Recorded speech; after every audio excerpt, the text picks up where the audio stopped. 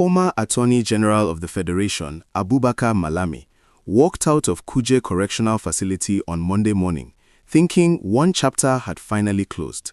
He had perfected his bail. The paperwork was complete. The prison gates opened. But just as he stepped into the outside air, another chapter began. Within hours, operatives of the Department of State Services, DSS, took him into custody. That moment marked the climax of days of tension, quiet fear, and heavy security presence around one of Nigeria's most high-profile detention facilities.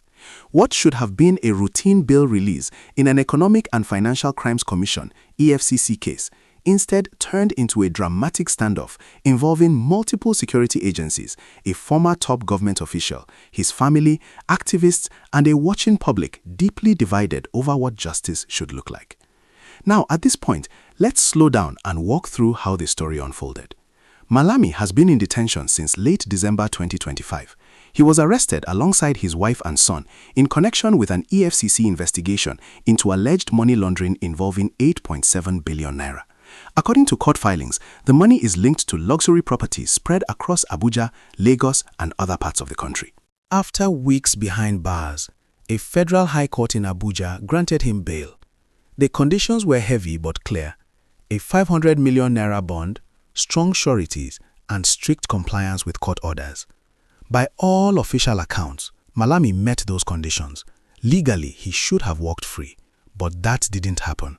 Instead, Kuje Correctional Facility became the center of a quiet but intense security siege. DSS operatives reportedly took positions around the prison. Armored vehicles were seen parked at strategic points. Plainclothes officers blended into the environment. Prison staff moved carefully, watching every gate, every corridor, every vehicle that entered or exited. Although Malami had bail approval in hand, he remained inside his cell. But here's where the story gets deeper. In early January, reports emerged that more than 50 DSS operatives had been deployed around Kuje Prison. Sources described the move as preemptive. Intelligence officials were said to be worried that Malami, despite his detention, was still of interest in another investigation, this time involving arms allegedly found at his residence and possible links to terrorism financing. The presence of the DSS changed the atmosphere completely. Visitors noticed delays. Lawyers whispered. Prison officials became unusually cautious. Every movement in and out of the facility was monitored. Vehicles were profiled. Identities were checked repeatedly. For inmates and their families, the tension was obvious. For Malami's family, it was frightening. Malami's wife and son were also drawn into the unfolding drama. His son, Abdulaziz, was reportedly ill. Family sources said there were fears he could be rearrested even after bail, and those fears turned out to be well-founded. On Friday, court bailiffs from the Federal High Court arrived at Kuje Prison with fully processed bail documents for Abdulaziz. Everything appeared set. The normal expectation was that he would be released formally in line with prison procedures. But, according to sources inside the facility, Malami objected. He allegedly insisted that his son be moved quietly out of the prison without the usual public or administrative steps. Why? Sources suggest he feared that a formal release would expose his son to immediate rearrest by the DSS operatives stationed outside.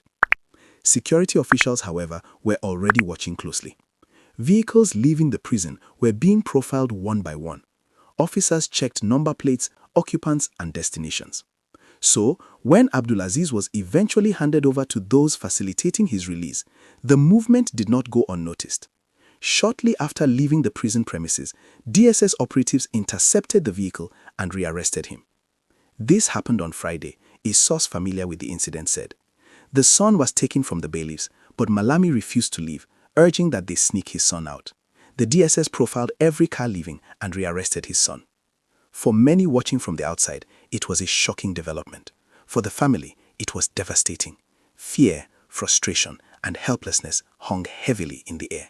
As the days passed, Malami remained in Kuje Prison, even though he was legally entitled to leave. Lawyers argued, prison officials waited, DSS operatives held their positions. The standoff became public knowledge.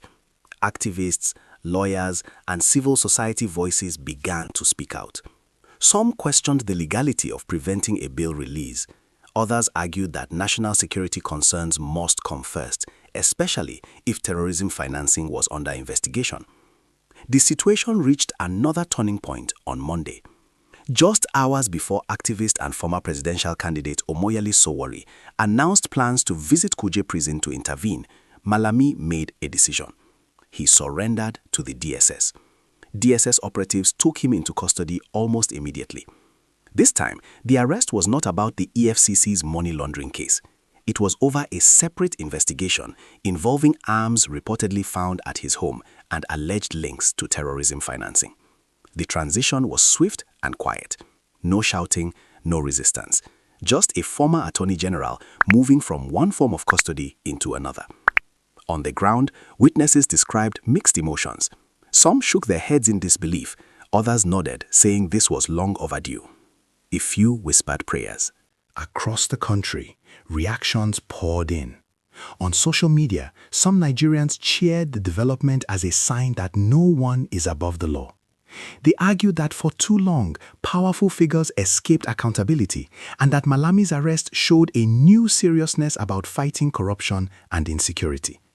Others were uneasy. They warned of political targeting, selective justice, and the dangerous precedent of blocking bail releases. Some asked hard questions. Why grant bail if security agencies will immediately rearrest suspects?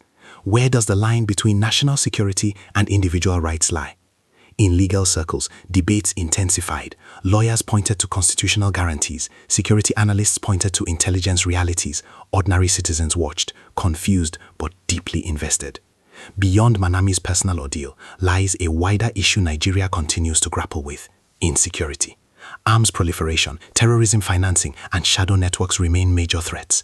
Intelligence agencies argue that when they detect possible links to these dangers, speed and secrecy are necessary. But here's the delicate balance. Public trust depends on transparency and respect for due process. When security actions appear heavy-handed or unclear, suspicion grows.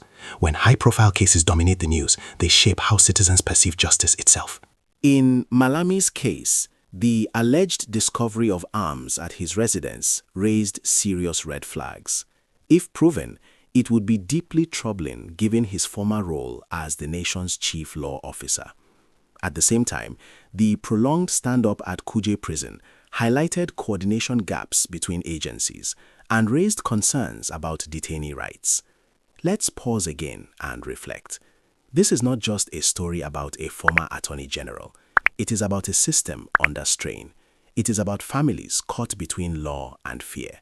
It is about a country struggling to balance justice with security. Malami's son's rearrest, especially amid reports of illness, struck an emotional chord for many Nigerians. Regardless of allegations, no family wants to see their loved ones trapped in uncertainty. At the same time, victims of terrorism and insecurity want answers. They want assurance that those who enable violence, directly or indirectly, will be held accountable. Both emotions are valid. Both deserve attention. As we continue, please like this video and subscribe, not just for updates, but for awareness. This case reminds us of several important lessons. First, the rule of law must be clear and consistent. Bail should mean something, and security concerns should be addressed transparently within legal frameworks. Second, interagency coordination matters. When agencies work at cross purposes, confusion and mistrust follow. Third, the public must stay informed but cautious. Rumors can inflame tensions. Verified facts help society think clearly. Additionally, communal responsibility is key. Security is not just the job of agencies. It depends on cooperation, vigilance, and respect for lawful processes.